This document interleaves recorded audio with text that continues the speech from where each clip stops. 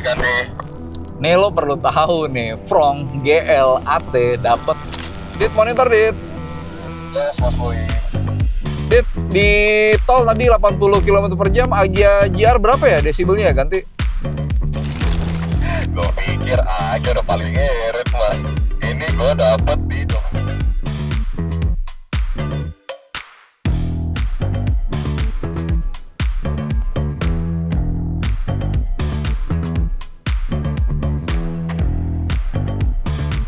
Halo teman-teman, selamat datang di channel Grid Auto. Yes, jadi kita tahu ya bahwa Suzuki Frong adalah salah satu SUV yang banyak dibicarakan belakangan ini. Dan mungkin teman-teman tahu kalau sebelumnya kita sudah ulas Suzuki Frong yang varian SGX. Dan itu merupakan Frong versi terbaik, dia flagship dan paling representatif di antara semua varian Frong yang dijual di Indonesia saat ini. Nah, tapi teman-teman, Suzuki juga menyediakan varian lain yang mestinya juga punya value yang bagus. Ada GX dan ada GL. GL yang ini, teman-teman. Dan GL itu secara harga menarik banget. Kita tahu bahwa dengan harga yang kompetitif, yang lebih oke buat kantong, itu bisa memberikan nilai tambahan terutama buat mereka yang concern soal budget. Dan saya pengen ulas lebih jauh, kira-kira semenarik apa Suzuki Frong GL yang ini bertransmisi otomatis.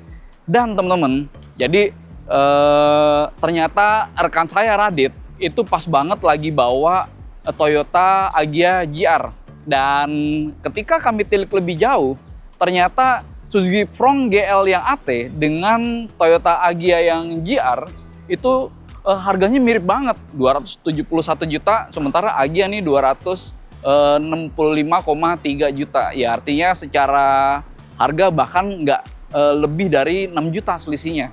Itu membuat kami penasaran dan kayaknya kalau misalnya kita bahas nih, kita kulik-kulik Frong dengan Agya, kita compare tipis-tipis, akan seperti apa sih? Langsung aja yuk kita gas.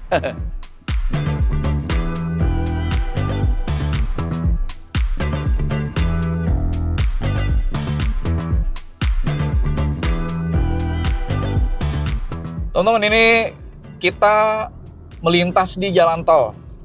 Tadi udah di reset MID-nya untuk sekalian kita tes tipis-tipis seberapa irit sih Frong ini, yang kebetulan kita lagi jalan bareng Agya. Dan mungkin teman-teman juga tahu ya bahwa Agya itu adalah salah satu mobil ICE teririt yang ada di Indonesia saat ini. So sebagai tolok ukur ya mestinya itu udah menjadi mobil yang sangat proper. Kita tanyakan. Dit, monitor Dit. Masuk Mas Boy, ganti. Dit, kita sekaligus ngetes kan, dan tadi pun juga udah di reset. Nanti infokan ya ke kita ya seberapa irit Agya di rute ini gitu ganti. Mas, di kopi.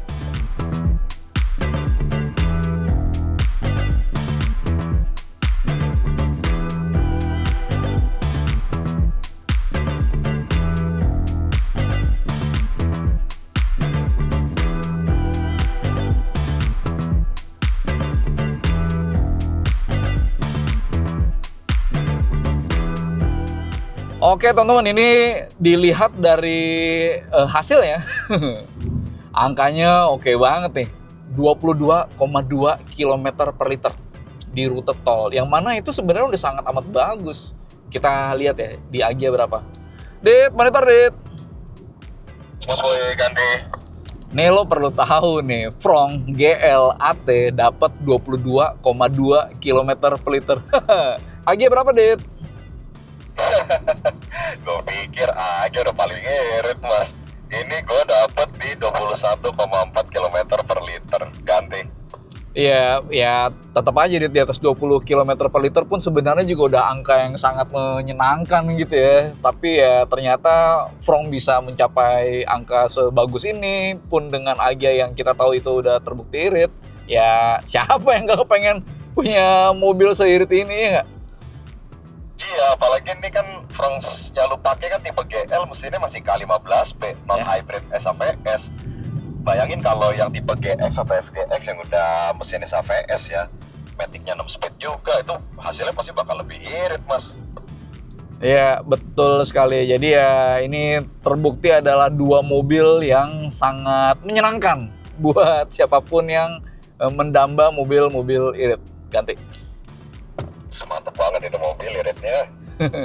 Yes, teman-teman, dan soal efisiensi itu nggak hanya tentang mesin, sistem penggerak gitu ya, atau transmisi, tapi juga sasis.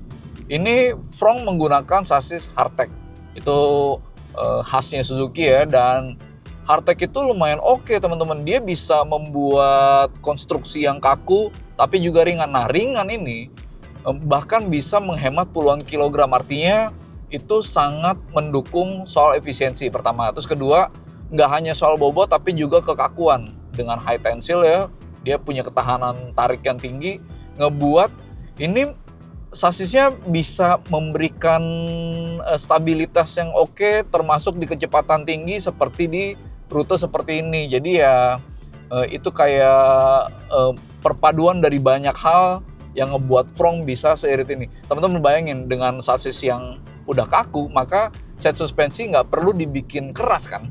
Jadi bisa dibikin lembut sehingga kenyamanan tetap terjaga. Mobilnya udah stabil karena sasisnya bagus strukturnya, dan suspensinya oke buat memberikan kenyamanan sepanjang jalan. Jadi ya apa sih kombinasi yang diinginkan sama banyak orang kan? Mobilnya irit, asik buat jalan jauh, dan nyaman sepanjang jalan. Yeah.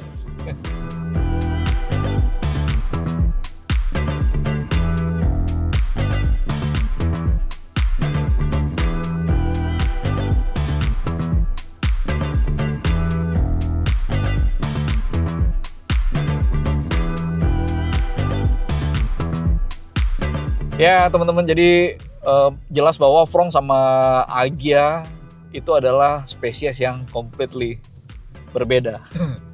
Frong adalah SUV, sementara Agya itu hatchback.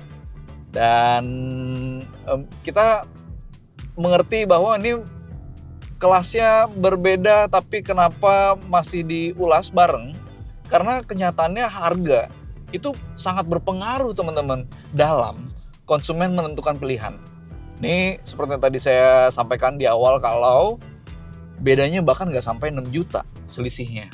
Jadi keduanya mungkin bisa menjadi pertimbangan bagi konsumen. Wah, dengan harga yang mirip lalu akan diukur-ukur gitu kan, apa saja kelebihan kekurangannya gitu. Dan oh ya, akhirnya kami putuskan untuk jalan keluar kota ke arah Bandung. Dan kalau keluar kota kayak gini ya, road trip gitu, ada 3 hal penting teman-teman yang kita perbandingkan tipis-tipis. Pertama adalah parameter kenyamanan, kemudian kemampuannya menanjak, lalu kemudian soal efisiensi BBM. Nah, kenyamanan teman-teman, kalau di Grid Auto itu ada subparameter, misalnya set suspensi dan sasis tentu ya, lalu kemudian kekedapan kabin, dan lalu soal fitur atau kelengkapan yang mendukung kenyamanan. Nah, kalau set suspensi nih teman-teman, engineer-nya Suzuki tuh dari awal udah ngasih tahu bahwa mereka concern banget untuk bikin Frong punya set suspensi dan sasis yang empuk. Jadi mereka pengen ketika ngelewatin jalan berlubang, ngelewatin polisi tidur atau speed bump gitu misalnya, dia akan menjadi mobil yang nyaman. Dan apakah hasilnya begitu? Iya teman-teman, iya banget. Jadi ini kita udah masuk ke Kabupaten Subang gitu ya, menuju ke Lembang. Itu ada beberapa jalan yang lumayan bergelombang. Kami melewati ini dengan senyuman yang mengembang. Iya, jadi kayaknya memang set suspensi inilah yang cocok bagi kebanyakan jalan di Indonesia yang masih beragam. Kita ngelewatin jalan-jalan yang lumayan kasar gitu, masih tetap nyaman. Jadi kalau pertanyaannya apakah lebih nyaman Frong gitu dibanding Agya yang kebetulan kita sedang ulas, ya ini jelas lebih nyaman. Bagi saya ini adalah mobil yang sangat bisa memberikan kenyamanan sepanjang jalan. Gak hanya daily commuter, berarti di road trip pun dia akan bisa memberikan kenikmatan itu dalam soal set suspensi dan sasis ya. Lalu kemudian di soal kekedapan kabin teman-teman. Tadi di tol di kecepatan 80 km per jam konstan gitu ya. Ini dapat 62,2 desibel. Kalau Agya, Dit monitor Dit. Yes, Mas Boy. Dit, di tol tadi 80 km per jam, Agya GR berapa ya desibelnya ganti? Tadi di angka 66 desibel, Mas Boy. Oke, thank you Dit. Ya teman-teman, jadi bisa kebayang kalau di tol pun ini lebih kedap dengan alat tes ya desibel meter. Itu parameter kedua. Lalu kemudian soal kelengkapan yang mendukung kenyamanan. Misalnya di jok nih teman-teman nih, busanya itu empuk. Lalu kemudian material pelapisnya itu lembut, enak disentuh.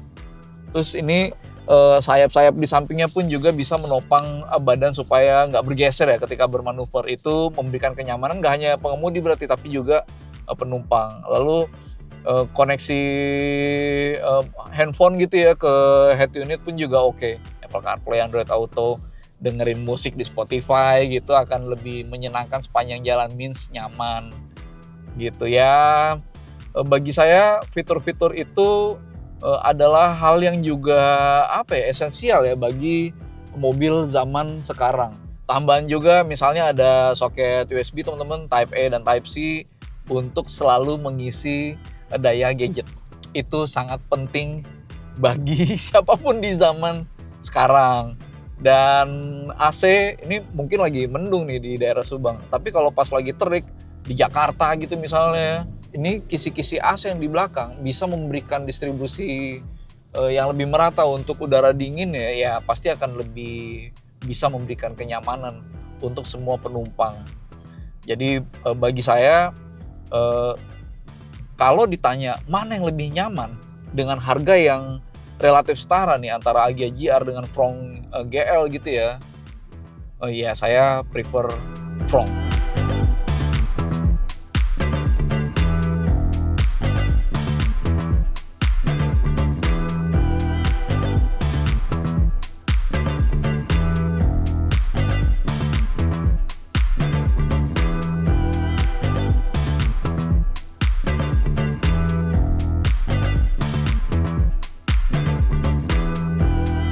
Kemudian soal tes menanjak teman-teman, bukan untuk kebut-kebutan jelas ya, tapi untuk menggambarkan kemampuan di situasi yang sangat real. Kenapa real? Karena kalau road trip, bukan nggak mungkin untuk ketemu jalan menanjak seperti kelihatan ya. Lalu di sini kita sedang berada di jalan menuju Lembang yang ke arah Bandung. Dan di situasi seperti ini sangat mungkin teman-teman ketemu tanjakan. Start di tanjakan, dan kalau road trip biasanya beban penuh ya, ada penumpang minimal 4 orang ditambah barang gitu. Jadi ya situasi yang sangat mungkin terjadi dalam road trip. Sehingga kita perlu mencoba kira-kira antara Fronx GL dengan Agya GR itu lebih capable mana untuk menekel handicap seperti ini. Dan by the way teman-teman, untuk pengujian akselerasinya kita berusaha sereal mungkin, jadi bukan yang kencang-kencang, cukup dari 0 sampai 40 dan kita pengen timing nanti dengan racebox gitu ya, mana yang lebih sigap, mana yang lebih gesit menangani situasi seperti itu.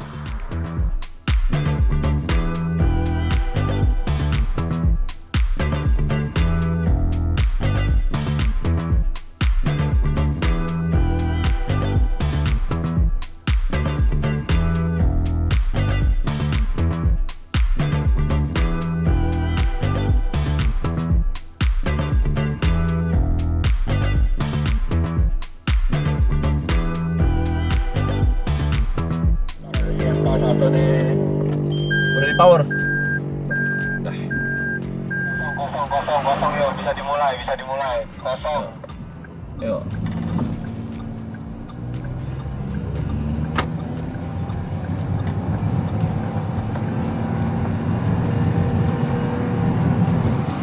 Sembilan 9,64. Ya.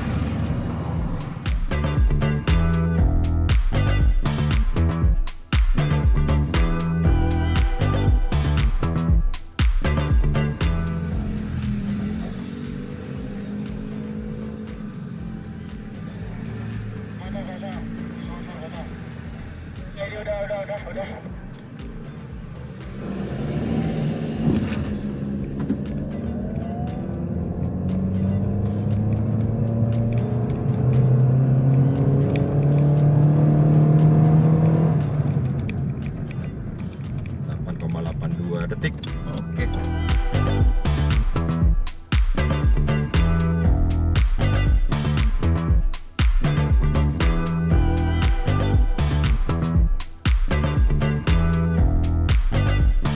Ya, jadi kelihatan ya teman-teman ya, si Fronx dengan tenaga lebih besar itu dapat 8,82 detik. Sementara Agya GR itu 9,64 detik. Semuanya sama. Penumpangnya sama, tanjakannya sama, dan parameter akselerasinya pun sama. 0 sampai 40 km per jam. Jadi ya kegesitan, kemampuan yang menangani handicap seperti itu, ya di titik ini Fronx lebih baik.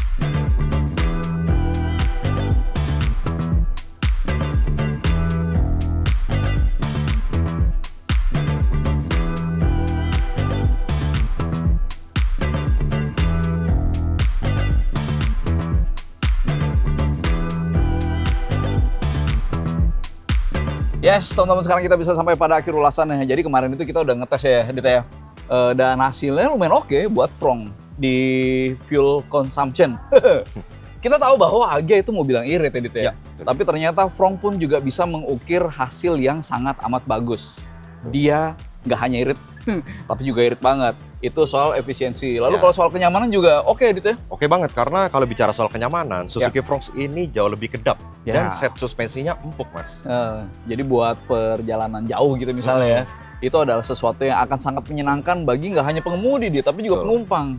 Gitu. Lalu kalau soal kemampuan menanjak nih, Radit udah ngetes dengan satu orang aja nih antara Fronx sama Agya. Lalu diisi beban penuh, akselerasi memang tenaga nggak bohong ya, Dit ya. Dia ketika melewati tanjakan, start di tanjakan gitu ya, berakselerasi dengan kita mensimulasikan beban penuh ya, ternyata angkanya memang lebih baik gitu ya. Jadi itu sesuatu yang bagi kami kayak menyeluruh ya nggak, Dit? Ya, betul. Sebuah SUV yang tinggi, lalu kemudian dia siap untuk melewati lebih beragam medan gitu ya, karena ground clearance-nya pun juga optimal. Itu bisa memberikan kenyamanan dan efisiensi yang bagus. Gitu. Yang pasti teman-teman, bener bahwa keduanya itu mobil yang berasal dari segmen yang berbeda. Betul. Cuma harganya itu setara, Dit ya? Iya, karena selisih harganya tuh nggak sampai 6 juta rupiah. Dengan catatan, Suzuki Fronx GL ini adalah varian entry tapi sudah transmisi otomatis. Sedangkan Toyota Agya dia sudah tipe tertinggi, Mas Boy. Jadi itu bagi kita adalah pilihan yang sangat bisa disetarakan. Jadi kalau mau beli dengan harga yang sama, wah, dapat compact hatchback, tapi juga bisa dapat SUV di kelas Fronx yang ternyata secara parameter pun juga oke. Gitu teman-teman, mudah-mudahan bisa memberi informasi yang berharga. Terima kasih teman-teman sudah menonton dan sampai ketemu di video Grid Auto berikutnya. Terima kasih.